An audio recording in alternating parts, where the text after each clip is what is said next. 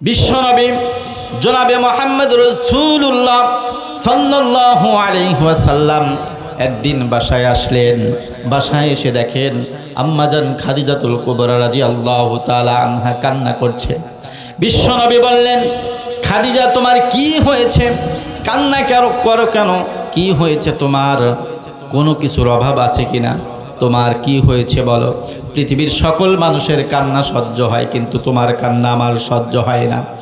আম্মাজান খাদিজা বলেন, ইয়া রাসূলুল্লাহ, ইয়া হাবিবাল্লাহ, আমি কান্না করব না। আপনি যদি আমাকে 3টা ওয়াদা করেন, আমি ওই কবরের ভয়ে কান্না করছি। বলেন সুবহানাল্লাহ। আম্মাজান খাদিজা বলেন, ইয়া রাসূলুল্লাহ, ইয়া হাবিবাল্লাহ, 3টা ওয়াদা আমাকে করতে হবে। বিশ্বনবী বলেন, খাদিজা তুমিও আমার সুখের সময় সাথী ছিলে, দুঃখের সময় সাথী ছিলে, সব সময় তুমি আমার সাথে ছিলে। তুমি 3টা কেন, তার চাইতো বেশি ওয়াদা যদি করতে পারো, তারপরও আমি ওয়াদা করার জন্য প্রস্তুত রয়েছি। বলেন সুবহানাল্লাহ। আম্মাজান খাদিজা বলেন, ইয়া রাসূলুল্লাহ, ইয়া হাবিবাল্লাহ, আমি ওই কবরের ভয়ে কান্না করছি। ইয়া রাসূলুল্লাহ, আমি যখন দুনিয়ার থেকে চলে যাব, আমার যখন মৃত্যু হবে, আপনি সর্বপ্রথম আপনার গায়ের চাদর দিয়ে আমাকে কাফন পরিয়ে দিবেন।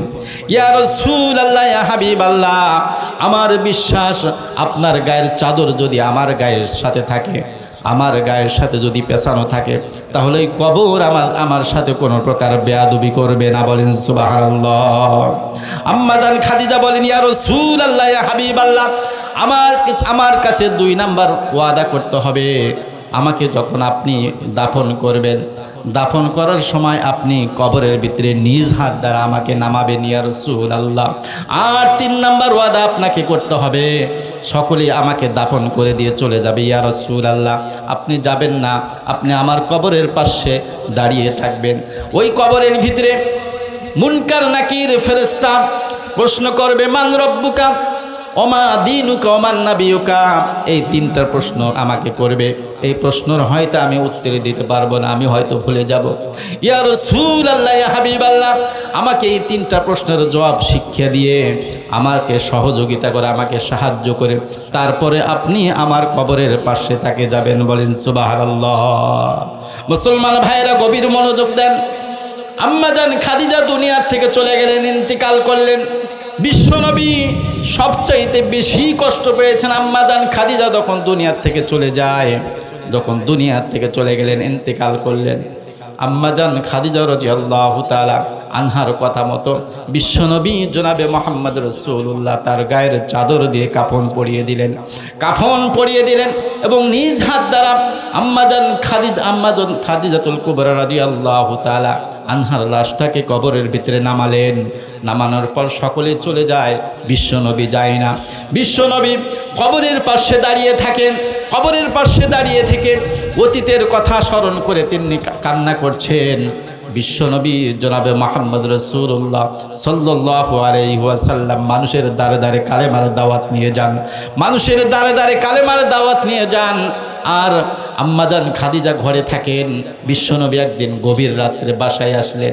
বাসায় এসে ডাকলেন, খাদিজা। এক ডাক দেওয়ার সঙ্গে সঙ্গে শুনতে পেলেন। বিশ্বনবী বললেন, খাদিজা, এত রাত হয়েছে, তুমি এখনো ঘুমাওনি, এক ডাক দিলে কিভাবে তুমি শুনলে? আম্মাজান খাদিজা বলেন, ইয়া রাসূলুল্লাহ, ইয়া হাবিবাল্লাহ, আপনি কালিমার দাওয়াত দেন, মানুষের দ্বারে দ্বারে কালিমার দাওয়াত দিয়ে বেড়ান। পাশে আবু জেহেলের ঘর, উতবা সাহেবা আবু জেহেলের ঘর, তারা হয়তো আপনাকে কষ্ট দিবে, যার কারণে আমি ঘুমাই না। আমি না ঘুমিয়ে দরজার সাথে পিঠ লাগিয়ে দাঁড়িয়ে দাঁড়িয়ে ঘুমাই। বলেন সুবহানাল্লাহ। আম্মাজান খাদিজার এই অবদানের কথাগুলো স্মরণ করে চিন্তা করে বিশ্বনবী জনাবে মুহাম্মদ রাসূলুল্লাহ সাল্লাল্লাহু আলাইহি ওয়াসাল্লাম কবরের পাশে দাঁড়িয়ে থেকে কান্না করছেন। সঙ্গে সঙ্গে আল্লাহ রাব্বুল আলামিন জিবরাইল আলাইহিস সালামকে পাঠিয়ে দিলেন, যাও জিবরাইল, আমার হাবিব কান্না করে কেন, কি হয়েছে? আমি খাদিজার সঙ্গে আছি। আম্মাজান খাদিজা রাদিয়াল্লাহু তাআলা আনহার কবরের পাশে দাঁড়িয়ে থেকে কান্না করে কেন, কি হয়েছে? আম্মাজান খাদিজা রাদিয়াল্লাহু তাআলা আনহার কবরের পাশে দাঁড়িয়ে থাকে, কান্না করছেন। জিবরাইল আলাইহিস সালাম এসে জিজ্ঞাসা করলেন, ইয়া রাসূলুল্লাহ, ইয়া হাবিবাল্লাহ, কি হয়েছে, আপনার কান্না করেন কেন? কি হয়েছে, আপনার কান্না করেন কেন? তখন বিশ্বনবী বললেন, শোনো, আমার খাদিজা দুনিয়ার থেকে চলে গেছে, তাকে আমি দাফন করে দিয়েছি। ওই কবরের ভিতরে প্রশ্ন করা হবে, মান রব্বুকা ওয়া মা দীনুকা ওয়া মান নাবিয়ুকা। কথা বলেন, আমাদের এই প্রশ্ন করা হবে না? এই কথা বলেন, হবে না? আমাদেরকে ওই রকম প্রশ্ন করা হবে। আম্মা জান খাদিজা রাদিয়াল্লাহু তাআলা আনহাকে এরকম প্রশ্ন করবে, যার কারণ বিশ্বনবী জনাবে মুহাম্মদ রাসূলুল্লাহ সাল্লাল্লাহু আলাইহি সাল্লাম বলেন, আমি তাকে 3টা ওয়াদা করেছিলাম, আর একটা মাত্র ওয়াদা বাকি আছে। ওই মুনকার নাকির কবরের ভিতরে প্রশ্ন করবে, ওই প্রশ্নের জবাব হয়তো আমার খাদিজা দিতে পারবে না, আমার খাদিজা হয়তো ভয় পেয়ে যাবে। সেই জন্য আমি তাকে শিক্ষা দেওয়ার জন্য, ওই প্রশ্নগুলো তালকিন দেওয়ার জন্য আমি কবরের পাশে দাঁড়িয়ে আছি। বলেন সুবহানাল্লাহ। এই কথা যখন বলছেন, সঙ্গে সঙ্গে জিবরাইল আলাইহিস সালামকে আল্লাহ রাব্বুল আলামিন বলে দিলেন, ও জিবরাইল, যাও আমার হাবিবকে বলে দাও, যেই খাদিজা দুনিয়ায় থাকা অবস্থায় কবরের কথা ভুলে যায়নি, আসরের কথা ভুলে যায়নি, মৃত্যুর পরবর্তী জিন্দেগির কথা ভুলে যায়নি, ওই খাদিজার কবরের জবাব আপনাকে দিতে হবে না। তার কবরের প্রশ্নের জবাব যদি দিতে হয়, প্রশ্নের উত্তর যদি দিতে হয়, আল্লাহ রাব্বুল আলামিন নিজে এসে দিয়ে যাবেন। বলেন সুবহানাল্লাহ। আরো জোরে বলেন সুবহানাল্লাহ। লিল্লাহি তাকবীর, লিল্লাহি তাকবীর।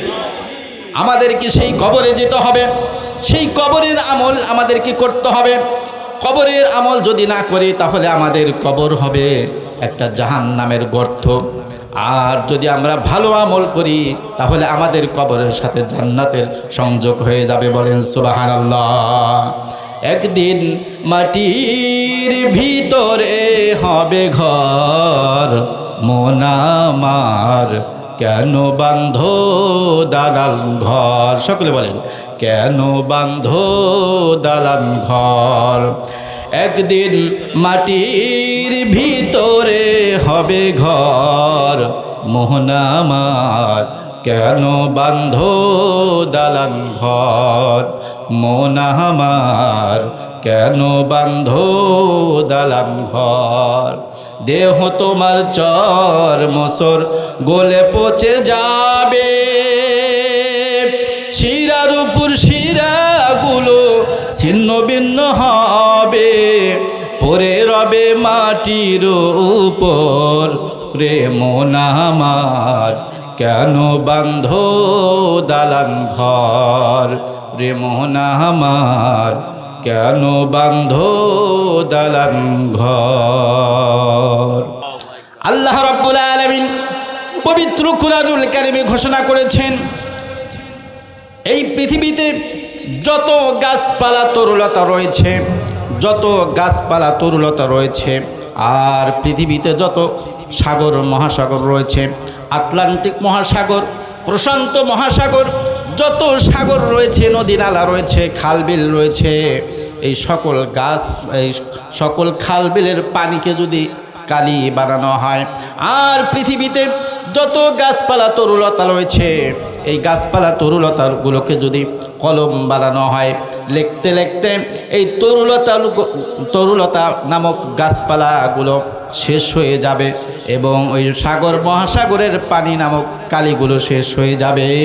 তারপরও আল্লাহ রাব্বুল আলামিনের কালামের প্রশংসা করা শেষ হবে না। বলেন সুবহানাল্লাহ। আরো জোরে বলেন সুবহানাল্লাহ।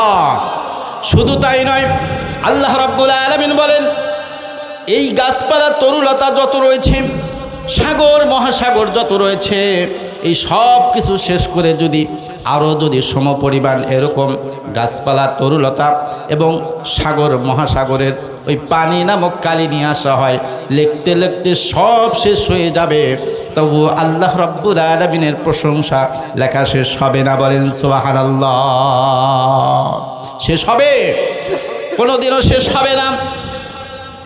আল্লাহ রাব্বুল আলামিনের এই কালামের কথা বলেছেন। আল্লাহ রাব্বুল আলামিন আমাদেরকে যে জীবনের একটা গ্রন্থ দিয়েছেন, আমাদের জীবনের সংবিধান, আমাদের মানব জীবনের সংবিধান হলো কি? কথা বলেন কি? কোরআনুল কারীম। এই কোরআনুল কারীমের শুরুতেই আল্লাহ রাব্বুল আলামিন চ্যালেঞ্জ গ্রহণ করেছেন। আল্লাহ রাব্বুল আলামিন বলেছেন, যালিকাল কিতাবু লা রাইবা ফীহি হুদাল লিল মুত্তাকিন। জোরে বলুন আল্লাহু আকবার।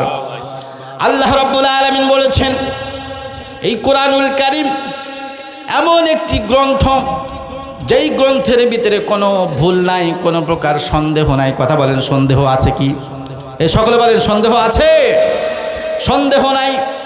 এই পৃথিবীতে যত গ্রন্থকার রয়েছে তারা গ্রন্থ লেখার শুরুতেই তারা ঘোষণা দিয়ে দেয় যে আমার এই বইয়ের ভিতরে, আমার এই গ্রন্থের ভিতরে যদি কোনো প্রকার ভুল থাকে আপনি ভুল ধরে দিবেন, ভুল ধরে দিলে আমরা পরবর্তী সংস্করণে সংশোধন করে নিব।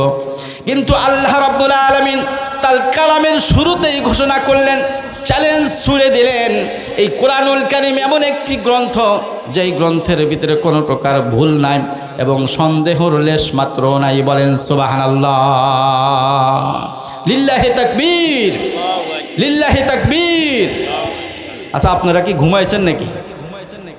এই কোরআনের মাহফিলে আমরা এমন তাকবীর দিব, আশেপাশে যে সকল মানুষ আছে তারা সকলেই কোরআনের মাহফিলে চলে আসবে। কথা বলেন ঠিক কিনা? এ সকলে কি তাকবীর দেন? লিল্লাহি তাকবীর। হলো না? আরো জোরে, লিল্লাহি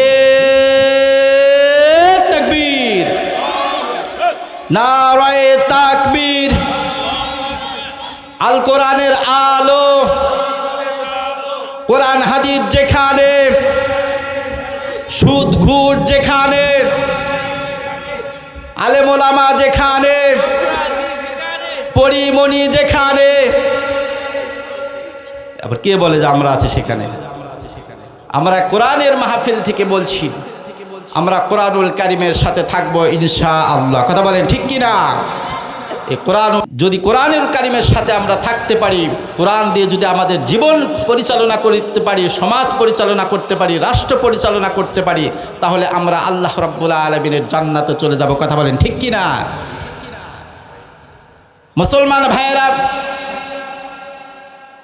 আল্লাহ রাব্বুল আলামিন সেই কথাই অন্য জায়গায় ঘোষণা করেছেন, ইন্নাল্লাযীনা আমানু ওয়া আমিলুস সালিহাতি কানাত লাহুম জান্নাতুল ফিরদাউসি নুজুলা খালিদিনা ফিহা লা ইয়াবগুনা আনহা হিওয়ালা। জোরে বলুন আল্লাহু আকবার। আরো জোরে বলুন আল্লাহু আকবার। আল্লাহ রাব্বুল আলামিন পবিত্র কোরআনুল কারীমে ঘোষণা করেছেন, নিশ্চয় যারা ঈমান এনেছে আর যারা আমলে সালেহা করবে ওই সমস্ত মানুষদেরকে আল্লাহ রাব্বুল আলামিন জান্নাতুল ফিরদাউস দান করবেন। বলেন সুবহানাল্লাহ। আল্লাহ রাব্বুল আলামিন বলছেন তাদেরকে জান্নাতুল ফিরদাউস দান করা হবে। জান্নাতুল ফিরদাউস এমন জান্নাত, যেই জান্নাতের কথা বলা হয়েছে যার নিজ দিয়ে ঝর্ণা ধারা প্রবাহিত থাকবে, আর সেই জান্নাত থেকে তাদেরকে কোনো সময় স্থানান্তর করা হবে না। বলেন সুবহানাল্লাহ।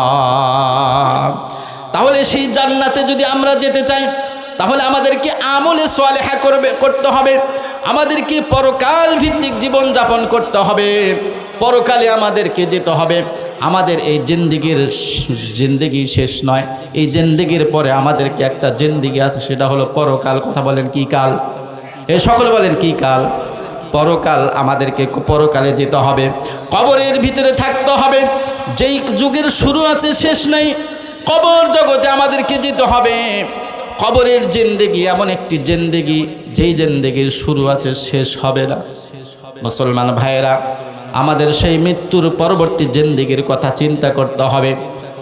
শুধু তাই নয়, আল্লাহ রাব্বুল আলামিনের হাবিবের একজন সাহাবী